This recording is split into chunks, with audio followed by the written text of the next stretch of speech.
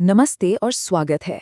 चलिए, आज की सबसे ज़रूरी खबरों पर एक नज़र डालते हैं और उन्हें समझने की कोशिश करते हैं, ख़ास तौर पर एग्ज़ाम के नज़रिए से। तो आज हम क्या क्या देखने वाले हैं? सबसे पहले बात होगी पेंशन स्कीम पर उठ रहे कुछ बड़े सवालों की। फिर देखेंगे कि हमारी कुछ अहम संस्थाएं कैसे एक तरह की परीक्षा से गुजर रही हैं। इसके बाद एक बहुत ही दिलचस्प बहस है, डिजिटल दुविधा। और आखिर में एक रैपिड रिकैप होगा ताकि सारे ज़रूरी फैक्ट्स याद रह जाएं। तो चलिए शुरू करते हैं अपने पहले टॉपिक से।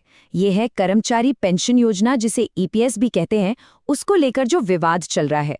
ये टॉपिक सोशल जस्टिस और इकोनॉमी दोनों के लिहाज से बहुत बहुत ज़रूरी है। इस पॉलिसी में जो बदलाव हुआ है उसका असर कितना बड़ा है, इसका अंदाज़ा इस नंबर से लगाइए, 82 लाख। जी हाँ, 82 लाख पेंशनर्स सीधे सीधे इससे प्रभावित हो रहे हैं। ये कोई छोटा मोटा बदलाव तो बिल्कुल नहीं है। तो आखिर बदला क्या है? देखिए, पुरानी स्कीम यानी ईपीएस 1995 में पेंशन आपकी आखिरी 12 महीने की सैलरी के एवरेज पर कैलकुलेट होती थी। लेकिन अब नई स्कीम में इसे पिछले 60 महीनों यानी पूरे 5 साल का एवरेज कर दिया गया है। अब सवाल यह है कि भाई इससे फर्क क्या पड़ेगा? फर्क बहुत बड़ा है। सोचकर देखिए, करियर के आखिरी सालों में ही तो सैलरी सबसे ज्यादा होती है। अब जब 5 साल का एवरेज लिया जाएगा तो उसमें कम सैलरी वाले भी पिछले साल जुड़ जाएंगे। इसका सीधा सीधा मतलब ये हुआ कि रिटायरमेंट के बाद जो पेंशन हाथ में आएगी वो काफी कम हो जाएगी। और तो और, जो हायर पेंशन का ऑप्शन था उसे भी बिना किसी से पूछे, बिना किसी सलाह मशवरे के हटा दिया गया है। तो फिर असल मुद्दा क्या है? ये जो बदलाव हुए हैं, इनके पीछे की मंशा क्या लगती है? कहा यह जा रहा है कि ईपीएफओ का पूरा फोकस इस बात पर है कि पेंशन का जो बोझ है उसे किसी तरह कम किया जाए। मतलब ऐसा लगता है कि मकसद कर्मचारियों की भलाई से ज्यादा वित्तीय बोझ को कम करना है। और यही बात इन बदलावों के इरादे पर एक बड़ा सवाल खड़ा करती है। चलिए अब आगे बढ़ते हैं अपने दूसरे विषय पर। और देखिए, ये टॉपिक कहीं ना कहीं पिछले वाले से ही जुड़ा है।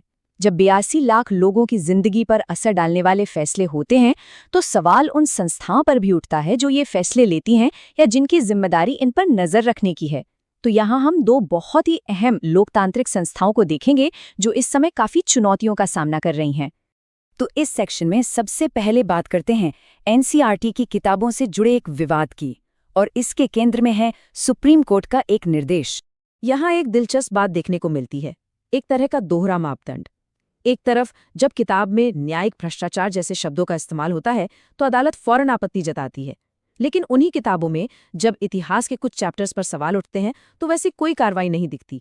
फिर अदालत ये तो कहती है कि न्यायपालिका से जुड़े चैप्टर को कोई सीनियर जज अप्रूव करे, लेकिन जहां विज्ञान को कुछ रिचुअल्स के साथ मिलाया जा रहा है वहां वैसी कोई मांग नहीं होती। इससे ऐसा लगता है कि न्यायपालिका अपनी छवि को लेकर तो बहुत संवेदनशील है, लेकिन शायद दूसरे मामलों में वही पैमाना लागू नहीं हो रहा है। अब इसी सेक्शन के दूसरे हिस्से पर आते हैं जो जुड़ा है चुनाव आयोग से। और ये मामला है मुख्य चुनाव आयुक्त के खिलाफ उठाए गए एक ऐतिहासिक कदम का। देखिए, चीफ इलेक्शन कमिश्नर यानी सीईसी को उनके पद से हटाना कोई बच्चों का खेल नहीं है। ऐसा क्यों है? क्योंकि हमारा संविधान उनकी स्वतंत्रता को बनाए रखना चाहता है। इसीलिए उन्हें हटाने की प्रक्रिया उतनी ही सख्त बनाई गई है जितनी सुप्रीम कोर्ट के किसी जज को हटाने की होती है। पहले तो संसद में प्रस्ताव लाना पड़ता है, फिर आधार सिद्ध कदाचार या अक्षमता होना चाहिए और उसे पास करने के लिए भी स्पेशल मेजॉरिटी चाहिए। ये सारी बातें बताती हैं कि विपक्ष अगर ऐसा कोई कदम उठाने की सोच रहा है तो ये कितना गंभीर मामला है। और चुनाव आयोग की स्वतंत्रता इतनी जरूरी क्यों है, ये समझने के लिए उसकी विरासत को देखना जरूरी है।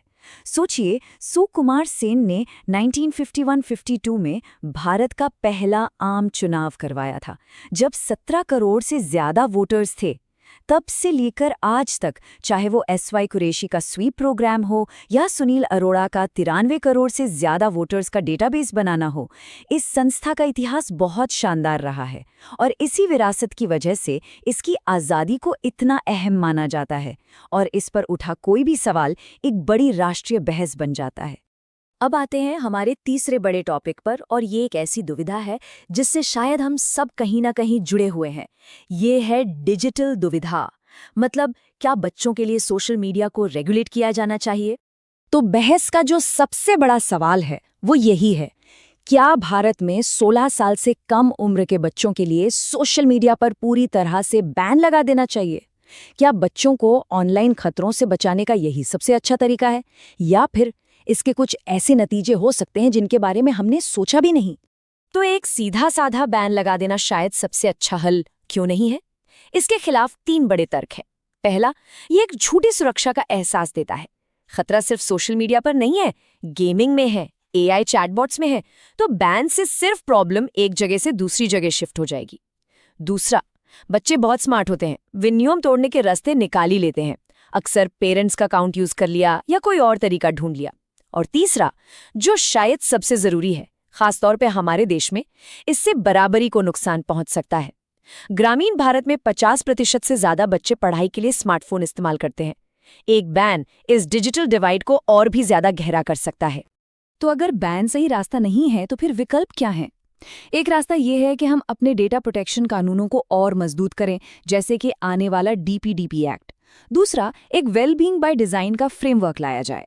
मतलब कंपनियों के लिए ये जरूरी हो कि वो अपने प्लेटफॉर्म्स को डिजाइन ही इस तरह से करें कि वो सुरक्षित हों, लत लगने से बचाएं। और तीसरा और सबसे जरूरी, डिजिटल सेफ्टी एजुकेशन को बढ़ावा दिया जाए। प्लेटफॉर्म्स को भी जिम्मेदार बनाया जाए कि वो पेरेंटल कंट्रोल्स और यूजर अवेयरनेस को बढ़ाएं। और अब चलिए हमारे आखिरी सेक्शन पर चलते हैं। ये है रैपिड रिकैप, जो खास तौर पर फटाफट रिवीजन के लिए बनाया गया है। तो चलिए आज की मुख्य बातें जल्दी से दोहरा लेते हैं।